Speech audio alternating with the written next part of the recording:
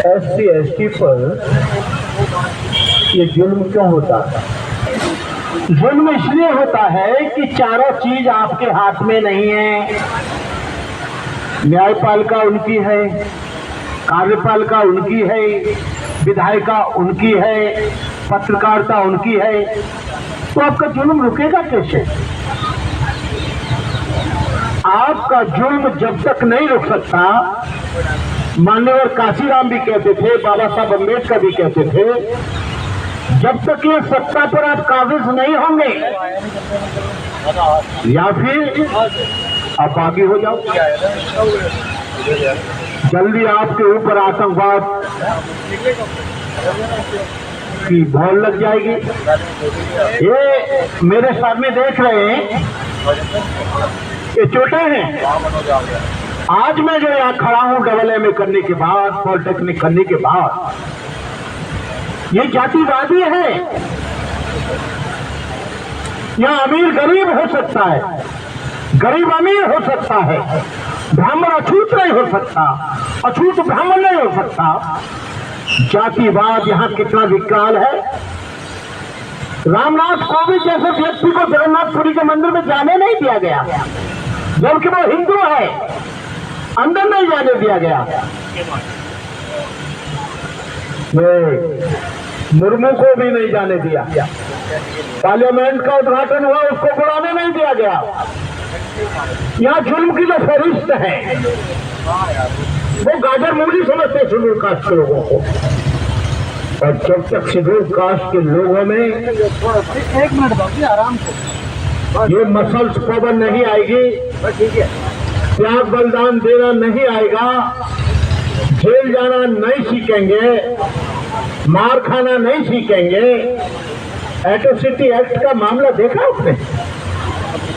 2 अप्रैल 2018 को atrocity act के खिलाफ हमारे लोगों ने आवाज उठाई, लोग गिरफ्तार हुए, लोगों को इंटरोगेट किया गया और जाति पूछकर उनके ऊपर लाठी बरसाई गई, उनकी चमड़ी को लाल कर दिया गया, फिर काला कर दिया गया, जाति पूछ कर उनकी पिटाई हुई। इंदौर में हुई, मध्य प्रदेश में हुई, झारखंड में हुई, हरियाणा में हुई, राजस्थान में हुई। हमारे ऊपर भी 3 मुकदमे लागू हुए। ये न्यायपालिका में उनके लोग बैठे, आपको न्याय नहीं मिल सकता। कार्यपालिका में IAS, IPS, PCS, doctor, engineer उनके बैठे, आपको न्याय नहीं मिल सकता। कुलपति उनके बैठे और तमाम एजुकेशन के बड़े बड़े ओहदे पर वो बैठे। लेकिन ऋतु बेटी, तुम चिंता मत करो, सारा समाज तुम्हारे साथ है, और तुम्हारी इस लड़ाई के लिए यदि तुम हार गई तो हम हार जाएंगे, तुम हार गई तो हमारे आने वाली पीढ़ियां हार जाएंगी, तुम थक गई तो हमारा समाज थक जाएगा। तुमको न्याय नहीं मिला तो फिर कभी एजुकेशन में कल्पना मत करना कि तुमको न्याय मिलेगा।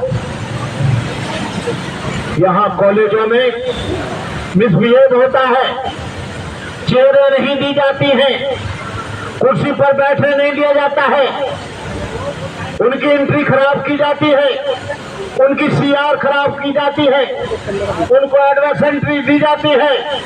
तमाम तरह से वो ये देखते हैं ये कभी हमसे आगे ना चला जाए। मैं आपको एक उदाहरण दूं, इलाहाबाद में कुंभ का मेला लगा। कुंभ के मेला में मुझे बुलाया गया, सर्वधर्म सम्मेलन चल रहा था, मुसलमान, ईसाई, पारसी और बौद्ध और जैन सभी लोग आए थे, सनातनी आए थे, आर्य समाजी आए थे। सब लोगों को सब्जेक्ट उनके धार्मिक ग्रंथों के ऊपर दिया गया। मुझे सब्जेक्ट दिया गया हिंदू समाज की एकता पर, हिंदू समाज के एकीकरण पर। मैंने कहा मुझे बौद्ध धर्म की प्रासंगिकता पर दे दो, मुझे अंगुतन निकाय पर दे दो, दिग्ग निकाय पर दे दो, संयुक्त निकाय पर दे दो, मंजिल निकाय पर दे दो, खुदक निकाय पर दे दो, धम्म पद पर दे दो, बौद्धचर्या पर दे दो, त्रिपिटक पर दे दो, विनय पिटक पर दे दो, शुद्ध पिटक पर दे दो। लेकिन ये आपने मुझे जो सब्जेक्ट दिया है बोलने के लिए, ये ठीक नहीं है। शंकराचार्य जी ने कहा तुमको बोलना है तो बोलो और नहीं बोलना है तो मत बोलो। मैंने कहा शंकराचार्य जी अब मैं बोलूंगा ही और मुझे रोकना मत। मुसलमानों में मुसलमान पैदा होता है, ईसाइयों में ईसाई पैदा होता है, सिखों में सिख पैदा होता है, बौद्धों में बौद्ध पैदा होता है, पारसों में पारसी पैदा होता है। लेकिन मेरा ऐसा मानना है कि हिंदुओं में हिंदू पैदा नहीं होता, हिंदुओं में ब्राह्मण पैदा होता है, हिंदुओं में क्षत्रिय पैदा होता है, हिंदुओं में वैश्य पैदा होता है, हिंदुओं में शूद्र पैदा होता है, हिंदुओं में नाई धोबी दानो कहाल लोहार तेली तमोली पाची काची अहिर गरड़िया, हिंदू जात की जात जात में जात जैसे केरा के पास पास में पास। मैंने कहा जब तक ये देश में जातिवाद रहेगा तब तक ये देश कभी भी उन्नति नहीं कर सकता। जब तक इस देश में छुआछूत रहेगी ये देश कभी विकास नहीं कर सकता। जातिवाद के कारण ये देश 500 वर्ष गुलाम मुसलमानों के द्वारा रहा, 300 वर्ष अंग्रेजों के द्वारा रहा। ये केवल जातिवादी मानसिकता की ये सविता रॉय अपने आप को बहुत बड़ी लाल साहब समझ रही है। लेकिन याद रखो जब तक तुम जेल नहीं चली जाती और एट्रोसिटी एक्ट का तुम्हारे ऊपर जो SC/ST एक्ट है वो नहीं पूरा हो जाता तब तक हम लोग तुम्हारा पीछा नहीं छोड़ने वाले, चाहे ये यूनिवर्सिटी के लोग हों चाहे और कोई भी लोग हों। ये क्या करते हैं जब लंबा आंदोलन चलता है तो कुछ लोग सिर्फ लोग हमारे लोगों को भयभीत करने के लिए भेज देते हैं, उनको रात में भेज देते हैं, उनको मारपीट करते हैं, उनको भयभीत करते हैं। अरे तुम्हारी तो हमारी तो क्या औकात है। पहलवानों ने जब किया तो रात में ही पानी उन पर चला दिया गया, पहलवानों ने जब किया तो पहलवानों को पीटा गया, पहलवानों ने किया तो पहलवानों के गले में हाथ डालकर उनको जेल भेज दिया गया। क्या वो देश की हिंदू बेटी नहीं थी? एक तब कहते हो हिंदू धर्म खतरे में है, हिंदू खतरे में है, लेकिन हिंदू हिंदू पर जितना जुल्म करता है उतना कोई और धर्म का व्यक्ति जुल्म नहीं करता। कहने का मतलब यह है यहाँ जातियां बनाई हैं। आज मैं देख रहा हूँ कि धीरेन्द्र शास्त्री कथावाचक ऐसे बोले जा रहे हैं जैसे देश इन्होंने बनाया, ऐसे करे जा रहे हैं कि देश में इन्हीं के पूर्वजों की कुर्बानी रही, ऐसा करते जा रहे हैं जैसे यही जेल गए थे, ऐसा करते जा रहे हैं जैसे अंग्रेजों से लाठियां इन्होंने खाई थी। लेकिन देख लो आप लोग इंडिया गेट पर जाकर वहां पर 5000 से अधिक ज्यादा मुसलमानों के नाम लिखे, सिखों के नाम लिखे, ईसाइयों के नाम लिखे, दलितों के नाम लिखे, और जो आज देश को अपना बताते हैं उनका कहीं भी कुछ नहीं है। एक भी RSS का व्यक्ति उसमें नाम नहीं है। इनका कायम है माफीनामा में नाम है, अंग्रेजों से माफी मांगने में इनका नाम है और कहीं नाम नहीं है। हम लोग एक प्लान बना लें, दिल्ली के लोगों से, दिल्ली की संस्थाओं से कहना है ये क्या है, दलितों के जो आंदोलन है आंधी की तरह आते हैं, तूफान की तरह चले जाते हैं, इन लोगों का कोई स्टेबलिश मूवमेंट नहीं चलता है। और दूसरा ये है कि यहाँ पर सबसे पहले आपको संसद को चेंज करना पड़ेगा, विधायिका को चेंज करना पड़ेगा। जब तक संसद रहेगी और संसद में मनुप्रवृत्ति के लोग रहेंगे तब तक आप मत सोचना कि यहाँ ये देश जो है संसद से चलता है। संसद जो है इस देश की सबसे बड़ी पंचायत है, तो हम वहाँ से हुकूमत चलती है, लेकिन हमारे लोग बहक जाते हैं। अब तो बैकवर्ड के लोग भी जागने लगे हैं। वो कब से जागने लगे हैं? जब राम मंदिर बना एक भी बैकवर्ड के आदमी को न्यास में नहीं रखा गया, एक भी व्यक्ति को निर्माण कमेटी में नहीं रखा गया। हमारे कलवाल मिश्र, लालजी टंडन वो कहा करते थे, आपके कल्याण सिंह जी, उमा भारती जी और विनय कटियार, तीनों लोगों को निकाल के दूध में से मक्खी बाहर कर दिया गया, एक को भी नहीं बनाया गया। इनका कट्टरवाद। और मैं कहता हूं कि यहाँ ब्राह्मणवाद की लाश को यदि ढो रहा है तो बैकवर्ड ढो रहा है, लेकिन शेड्यूल कास्ट से ज्यादा बैकवर्ड का नुकसान हो रहा है। जब मंडल आयोग लागू हुआ तो सबसे ज्यादा इनके हौसलों पर आक्रमण किसने किया? किसी मुसलमान ने नहीं किया, किसी ईसाई ने नहीं किया, किसी दलित ने नहीं किया, किसी बहुजन समाज के पार्टी के आदमियों ने नहीं किया।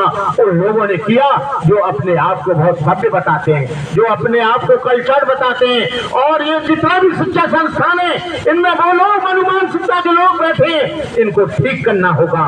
और जब तक आप ठीक नहीं होंगे, बेटी तुझे नौकरी मिले ना मिले, लेकिन हम कह रहे हैं कि इसको सविता रॉय को हम लोग ठीक जरूर करेंगे।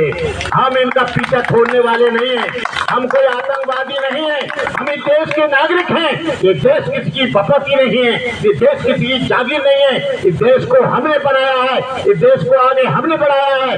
बाबा साहब डॉक्टर अम्बेडकर की मूर्तियों से ये इतने भयभीत हैं कि उनकी मूर्तियां तोड़ रहे हैं, क्योंकि ये जिंदा तो कुछ कर नहीं पाए, लेकिन मरने के बाद ये ऐसा कर रहे हैं। धीरेन्द्र शास्त्री और तमाम देवकी नंदन जी आज इस देश को हिंदू राष्ट्र बनाने की कोशिश कर रहे हैं। अरे ये धर्मनिरपेक्ष है, न ये देश हिंदू है, न मुसलमान है, न बौद्ध है, न ईसाई है, न पारसी है।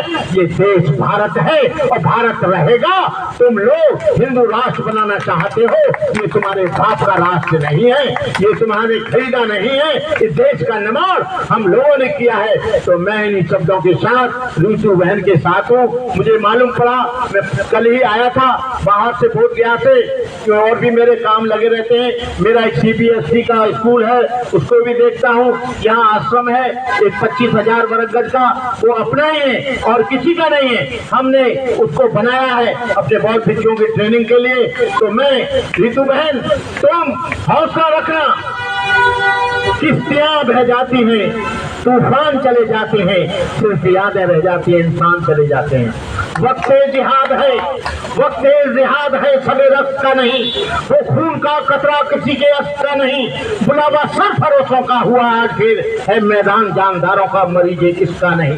अगर आपने अभी तक हमारा चैनल सब्सक्राइब नहीं किया है तो सब्सक्राइब करें और घंटी का बटन बिल्कुल भी दबाना ना भूलें, ताकि सभी लेटेस्ट खबरें पहुंच सकें आप पे सबसे पहले।